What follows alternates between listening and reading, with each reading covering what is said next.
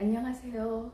오랜만에 오늘 친구를 만나고 왔어요. 서로 직장을 그만둔 지 다 2, 3년이 되어서 다들 집에만 있는 형편인데요.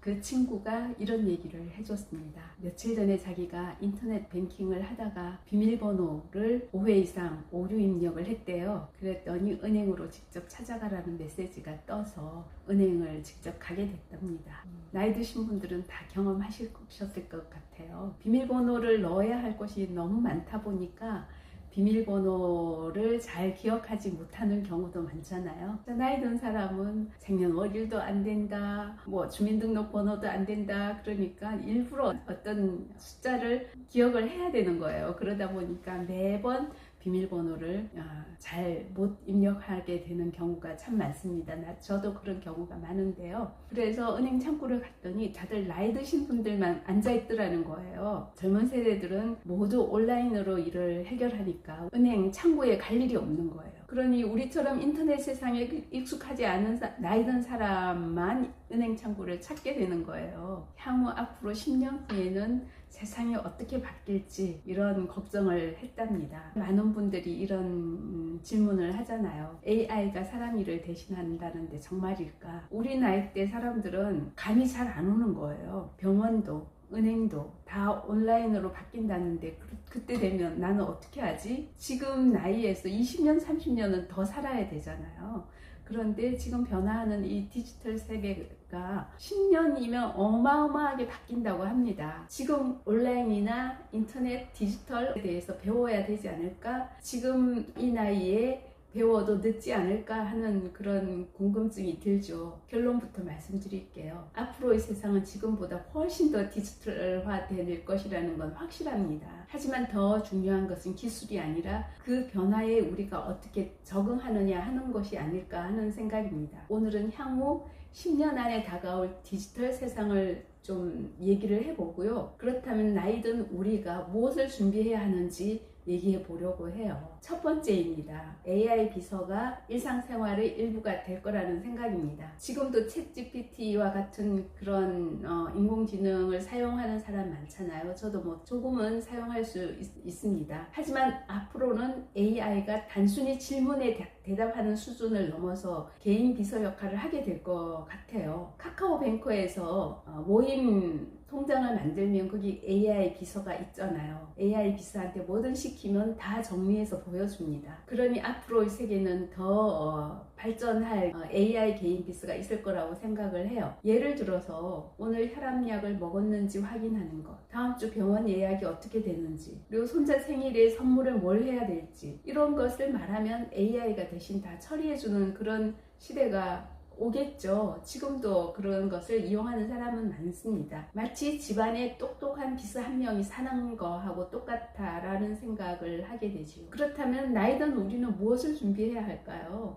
컴퓨터에 대해서 전문가가 될 필요는 없습니다. 하지만 언어 수준, 기본 수준은 알고 있어야 이 변화하는 디지털 세대에 그래도 뒤처지지 않고 조금 적응해 나가지 않을까 하는 생각을 합니다. 스마트폰으로 질문하고 답을 받는 정도만 익혀도 충분할 것 같아요. 모르면 물어보면 되니까요. AI를 두려워하기보다는 새로운 도구라고 생각하고 배우는 것이 필요하지 않을까 생각을 합니다. 두 번째, 디지털 세대가 되면 어떤 현상이 일어날까요? 병원과 건강관리가 내 집안 가까이에 와 있을 것 같습니다. 10년 후에는 병원에 직접 가지 않아도 건강관리를 하는 일이 많아질 것 같아요. 손목에 차는 시계가 심장 상태를 알려주고 집에 있는 혈압계가 자동으로 기록을 보내주고 AI가 건강 상태를 분석해주면서 알려주는 그런 시대가 올 것이라고 생각이 들어요. 특히 고혈압, 당뇨 같은 그런 만성질환을 가진 분들에게는 큰 도움이 되겠죠. 그러나 디지털 기기를 전혀 사용할 줄 모른다면 이러한 혜택을 전혀 누릴 수가 없지 않을까 생각합니다. 저희 94세 된 어머니가 혼자 살고 계신데요. 그 지역에는 많은 혜택이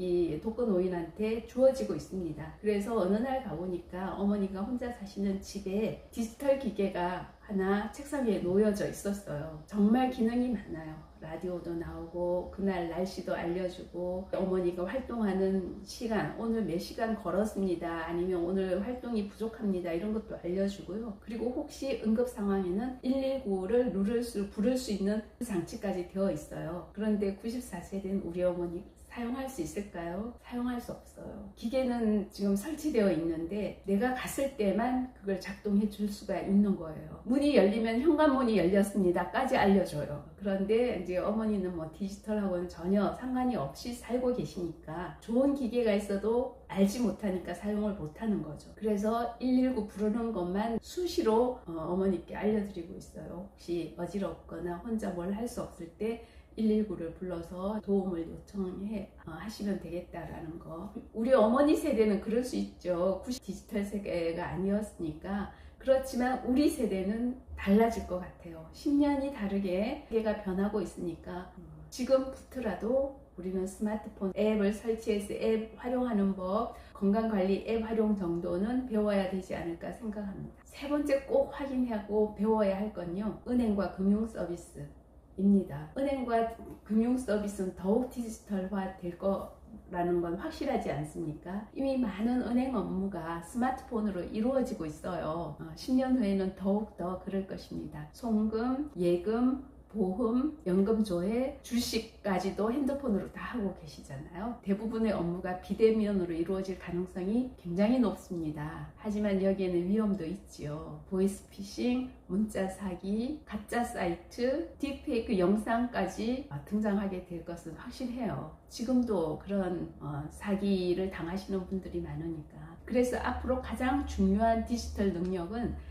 사용 능력보다 속지 않는 능력이 될 수도 있을 것 같습니다. 모르는 링크는 절대 누르지 않기, 주민등록번호 알려주지 않기, 비밀번호 관리하기, 이런 것만 잘 지켜도 피해는 방지할 수 있지 않을까 하는 생각을 해보고, 네 번째, 디지털 사회에서는 로봇이 우리 삶에 들어올 것 같습니다. 예전에는 로봇이 공장에서만 일을 한다라고 생각을 했는데요. 하지만 앞으로는 노인을 돕는 생활 로봇이 보편화될 가능성이 높고, 또 집안일을 해주는 일하는 로봇도 보편화될 가능성이 높지요. 약 먹을 시간을 알려주고 넘어졌을 때 도움을 청하고 말벗이 되어주는 그런 로봇이 분명히 보편화될 거예요. 처음에는 낯설겠지만 자동차가 처음 나왔을 때도 낯설었고 스마트폰이 처음에 나왔을 때도 어려웠습니다. 결국 사람은 적응합니다. 문제는 나이가 아니라 배우려는 마음이 아닐까 생각합니다. 정말 디지털 세상이 오고 나면 디지털을 모르면 불편한 세상이 될 것입니다. 가장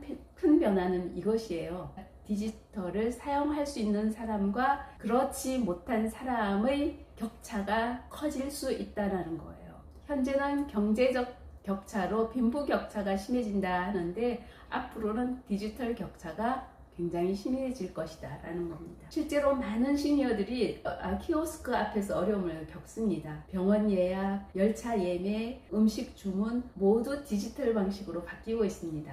앞으로는 이러한 변화가 더 빨라지지 않을까요? 그래서 중요한 것은요, 완벽하게 배우는 것이 아닙니다. 생활에 필요한 최소한의 디지털 능력을 갖추는 것이 필요하다라는 생각을 하게 되네요. 그렇다면 지금부터 무엇을 해야 할까요? 첫째, 스마트폰을 계속 활용하면서 이것저것 많이 도전을 해보세요. 배움은 반복에서 시작되는 것입니다. 두 번째는요, 모르는 것 있으면 바로 물어보세요. 자녀에게 물어도 좋고 복지관 교육을 이용해도 좋습니다. 배우는 것은 부끄러워할 필요가 없습니다. 셋째는요, AI를 한 번이라도 사용해 보세요. 미래를 이해하는 가장 좋은 방법은 직접 경험해 보는 겁니다. 그래서 챗GPT든 제미나이든 가까이 핸드폰에서 수시로 사용해 보고 또 실패해 보고 도전해 보고 하십시오. 넷째, 제일 중요한 것 같아요. 보안 습관을 만드는 것입니다. 모르는 전화, 의심스러운 문자, 출처가 불분명한 링크는 무조건 조심해야 합니다. 디지털을 배우는 것을 노후 준비의 일부라고 생각해야 될 때가 왔습니다. 예전에는 노후 준비가 건강과 돈이었다면 이제는 건강, 돈, 그리고 디지털 능력이 함께 필요합니다. 정리를 해볼게요. 10년 후 세상은 지금보다 훨씬 더 디지털화 될 것이라고 생각합니다. 하지만 걱정하실 필요는 없습니다. 우리가 스마트폰을 배웠듯이 인터넷을 배웠듯이 AI도 배울 수 있습니다. 중요한 것은 나이가 아닙니다. 새로운 것을 배우려는 마음입니다. 미래는 젊은 사람만의 것이 아닙니다. 나이 든 사람도 미래를 맞이하게 됩니다. 미래는 배움을 멈추지 않는 사람의 것입니다. 오늘도 새로운 세상에 한 걸음 다가가신 여러분을 응원합니다. 행복한 하루 되세요.